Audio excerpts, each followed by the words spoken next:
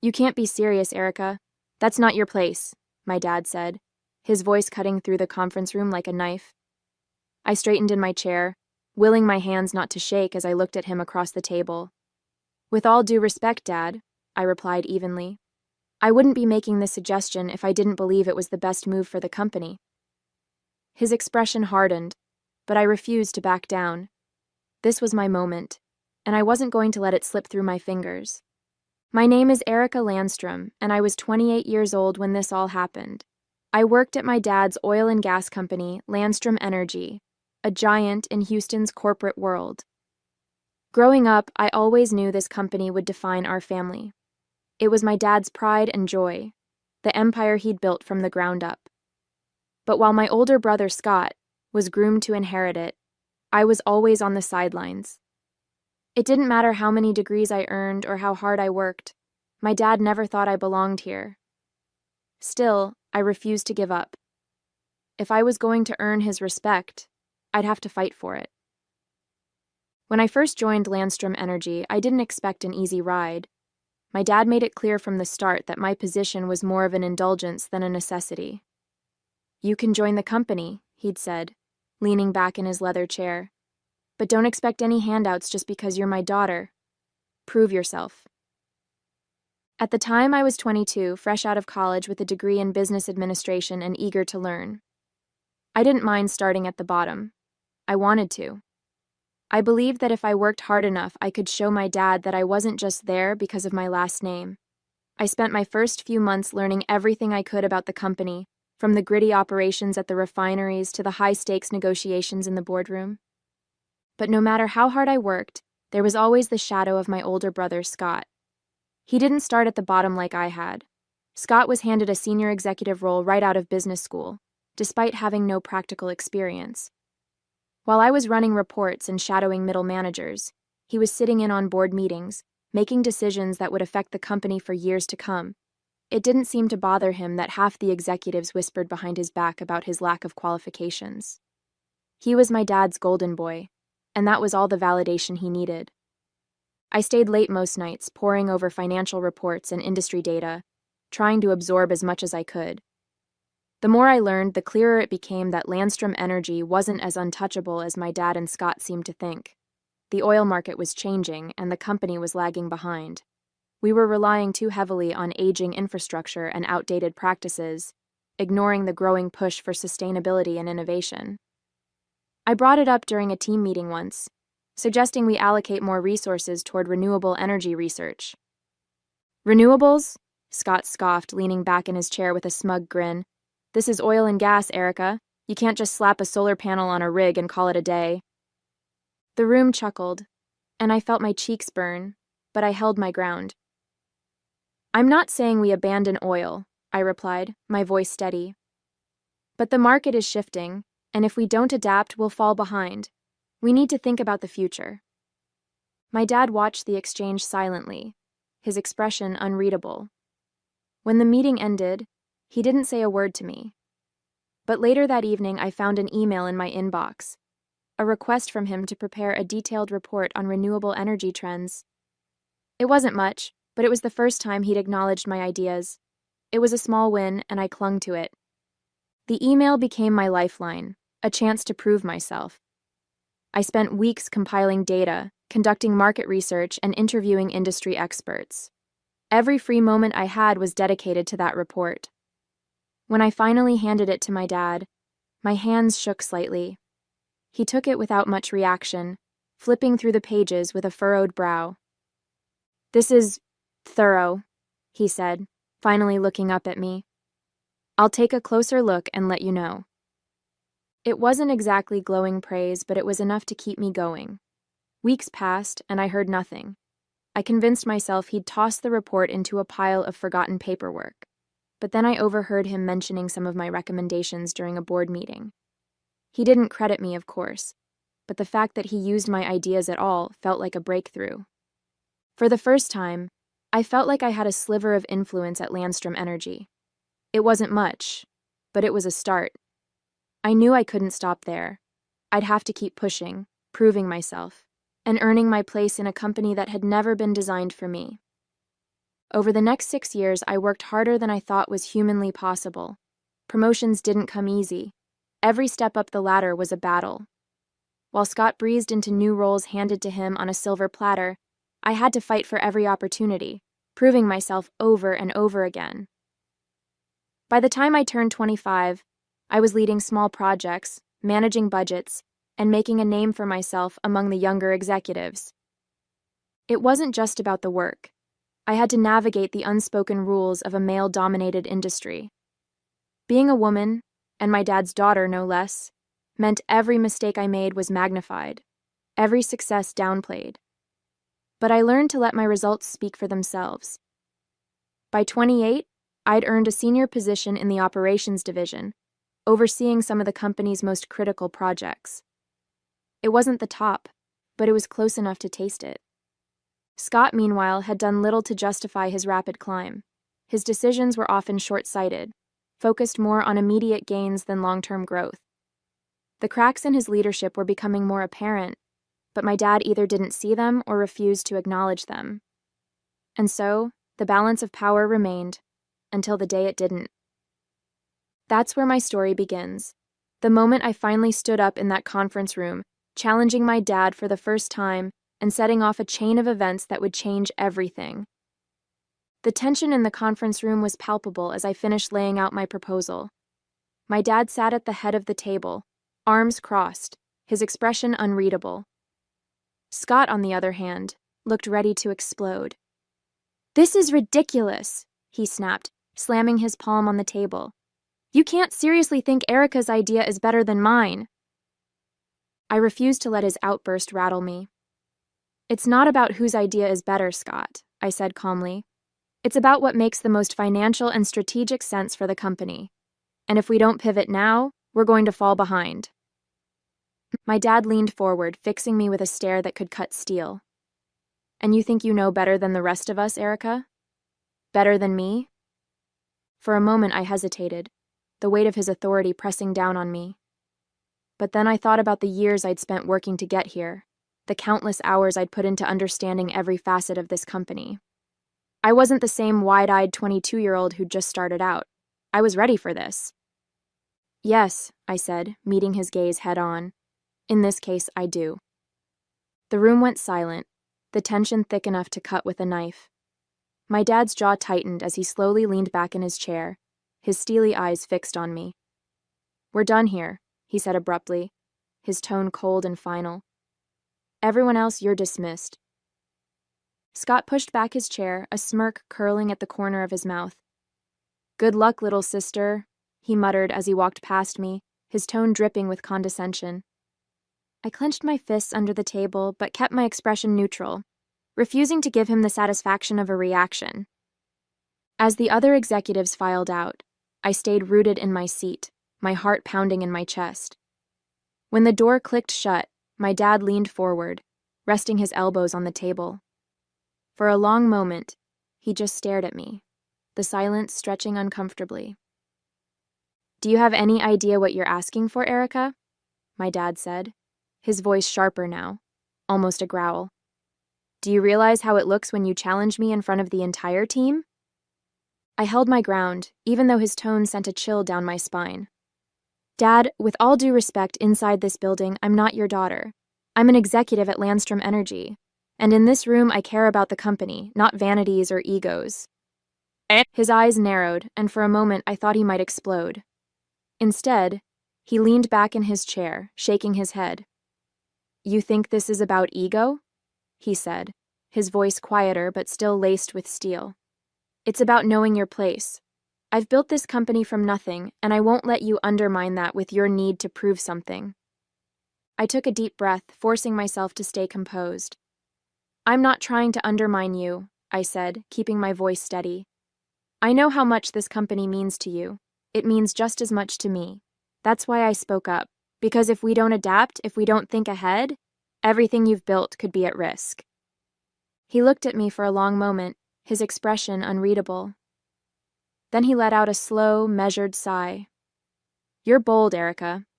I'll give you that. But boldness doesn't always translate to wisdom." He stood, signaling that the conversation was over. You've had your say.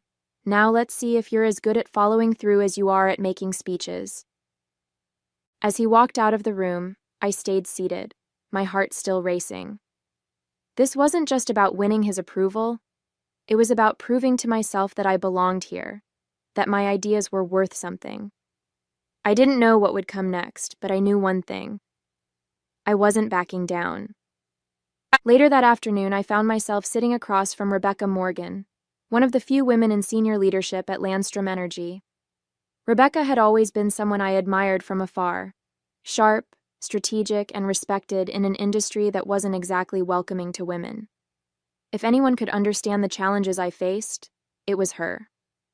So, she said, flipping through the pages of my proposal, her perfectly manicured nails tapping lightly on the table. You're suggesting we overhaul the refineries and invest in renewables at the same time? Bold, expensive, and necessary, I replied. The refineries are bleeding money because of inefficiencies. We can't sustain that. And renewables, if we don't start positioning ourselves now, we'll be playing catch-up in a decade. She glanced up at me, her expression unreadable. You're not wrong, she said finally. This is the kind of forward thinking this company needs. But Erica...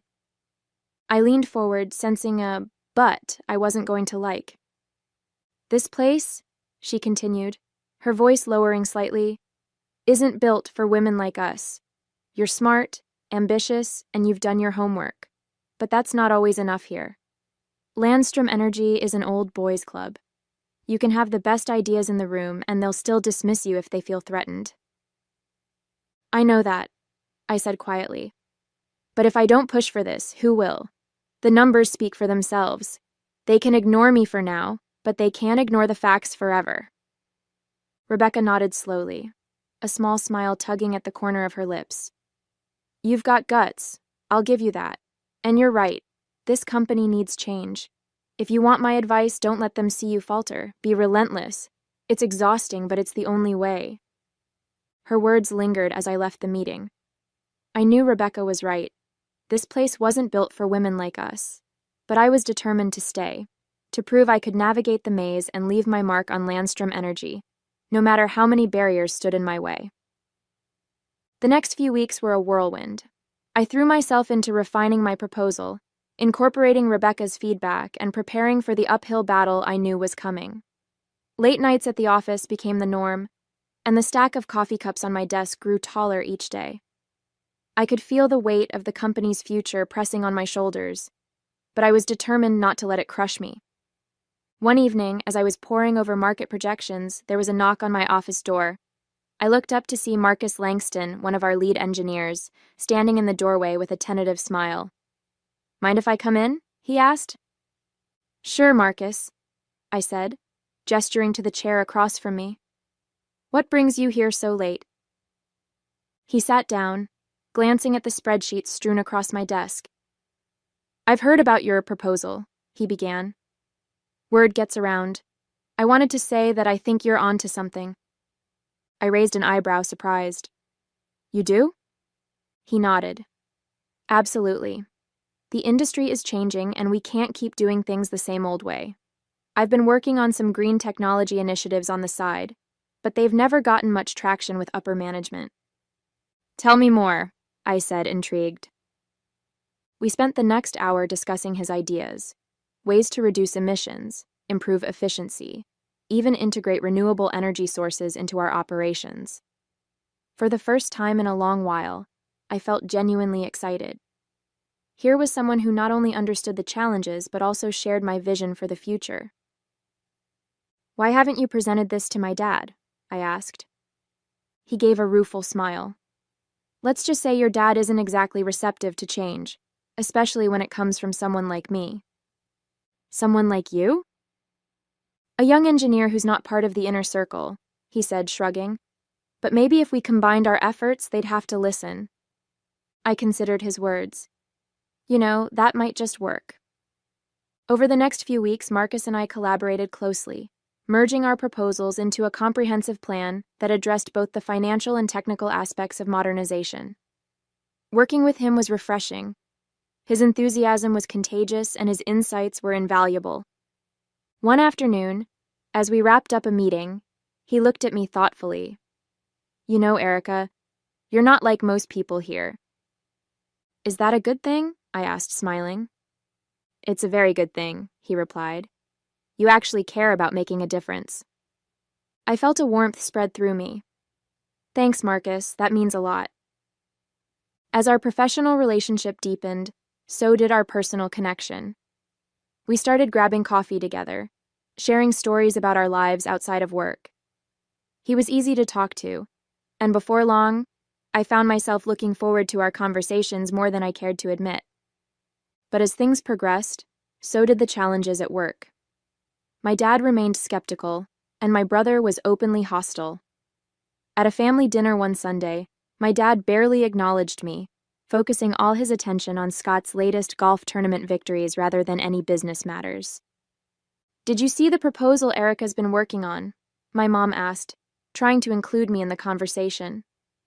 My dad waved his hand dismissively. It's ambitious, but unrealistic. We have a way of doing things that works. I felt a familiar pang of frustration. Dad, with all due respect, clinging to old methods won't sustain us in the long run. Scott smirked. Here we go again, he muttered. Little sister thinks she knows better than the rest of us. And I took a deep breath, determined not to let him get under my skin. I'm simply suggesting we explore options that could secure our future. My dad set down his fork, looking at me sternly. Enough, Erica. This isn't the time or place. I looked around the table, seeing the tension etched on everyone's faces. It was clear that no matter how hard I tried, I was still the outsider in my own family. Later that night, I called Rebecca. I don't know how much more of this I can take, I confessed. It's like talking to a brick wall. Change is never easy, she replied gently. Especially in a place like this. But remember why you're doing this. It's not just for them. It's for everyone who depends on this company, including all the employees whose livelihoods are at stake. Her words resonated with me. She was right. This was bigger than my family's approval or my own ambitions. It was about making a real difference. The next morning, I scheduled a meeting with the board of directors. If I couldn't get through to my dad directly, maybe I could appeal to those who had a vested interest in the company's success. With Marcus and Rebecca's support, I presented our comprehensive plan, laying out the data, the projections, and the tangible benefits. When I finished, there was a heavy silence. Then one of the board members cleared his throat. This is impressive, he admitted. You've given us a lot to consider. My dad looked displeased but couldn't refute the facts laid out before him. Scott, on the other hand, was visibly fuming. After the meeting, my dad called me into his office. You're pushing boundaries, he said sternly. Maybe it's time someone did, I replied. I care about this company as much as you do. I'm not trying to undermine you. I want to help secure our future. He studied me for a long moment. You're determined, I'll give you that. Does that mean you'll consider the proposal? I didn't say that, he cautioned, but perhaps it's worth discussing further. It wasn't a victory, but it was a step forward. As weeks turned into months, momentum began to build. The board approved a pilot program to modernize one of our refineries, and initial results were promising. Employees started to see the benefits, and even some of the more traditional executives came around. One evening, as I was leaving the office, I ran into my dad in the lobby. Heading home? He asked. Yeah, it's been a long day, I replied. He hesitated before speaking. I wanted to say, You've done good work. The board is impressed. I looked at him, surprised. Thank you, Dad. He nodded, the slightest hint of a smile on his face. Perhaps it's time we started working together rather than at odds. For the first time, I felt a genuine connection with him, a glimmer of the respect I'd been striving for. Later that night, I met up with Marcus to share the news.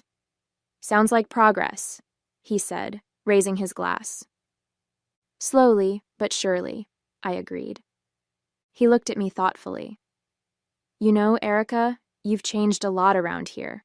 Not just with the company, but with people like me who felt unheard. I smiled. I couldn't have done it without you. He reached across the table and took my hand. Here's to new beginnings, he said softly. As I looked into his eyes, I felt a sense of optimism I hadn't felt in a long time. Maybe, just maybe, things were starting to fall into place. As the months went on, the changes we implemented at Landstrom Energy started to take shape. The upgraded refinery exceeded expectations, reducing operational costs and significantly improving efficiency. The pilot program's success silenced many of the critics on the board, and even Scott had stopped openly dismissing my ideas, though his disdain was still written all over his face in meetings. My dad, however, remained a puzzle. While he began involving me in more strategic discussions, he still held back from fully endorsing me. I could feel his internal conflict, part pride, part stubbornness, as he grappled with the shift in dynamics between us. For every step forward, it seemed like there was always a lingering hesitation on his part, as though admitting I was right meant surrendering something fundamental. One day Rebecca stopped by my office. "He's testing you, you know," she said, settling into the chair across from my desk. "I figured as much," I replied, setting down the report I was reviewing. "But what more does he need to see? Results are results." Rebecca smiled knowingly. "It's not just about the numbers for him, Erica. It's about trust. You're proving yourself to the board, the employees, even the market. But to your dad, this is personal. He needs to know you're not just capable of running this company. You're capable of carrying his legacy." I leaned back in my chair, letting her words sink in. "And how exactly am I supposed to prove that?" Rebecca stood, smoothing her blazer. "Keep doing what you're doing. Show him you're not here to take over. You're here to lead. There's a difference." Her advice stayed with me as I continued navigating the complex web of corporate politics and family dynamics. Slowly but surely, I began to notice subtle shifts in my dad's behavior. He started asking for my input more frequently, occasionally deferring to my judgment in meetings. It wasn't a complete transformation, but it was progress. The turning point came during a quarterly review meeting. One of our largest investors raised concerns about Landstrom Energy's future strategy, questioning whether the company was prepared for the challenges of a shifting energy landscape. Before I could respond, my dad surprised everyone by stepping in. "Erica has been spearheading initiatives to address exactly that," he said, gesturing toward me. "Her work on modernizing our refineries and exploring renewables has already shown promising results. I believe her vision is what will carry this company forward." The room fell silent, all eyes on him, and then on me. For the first time, I saw genuine respect in his expression, not just for what I'd accomplished, but for who I'd become. After the meeting, as we walked out together, he placed a hand on my shoulder. "You've earned it, Erica," he said quietly. "Every bit of it." Those words stayed with me long after he'd left. They weren't a declaration of total approval or a formal passing of the torch, but they were a start. For the first time, I felt like I belonged, not just in the company, but in his eyes. That night, I sat with Marcus, recounting the moment. "So what's next?" he asked.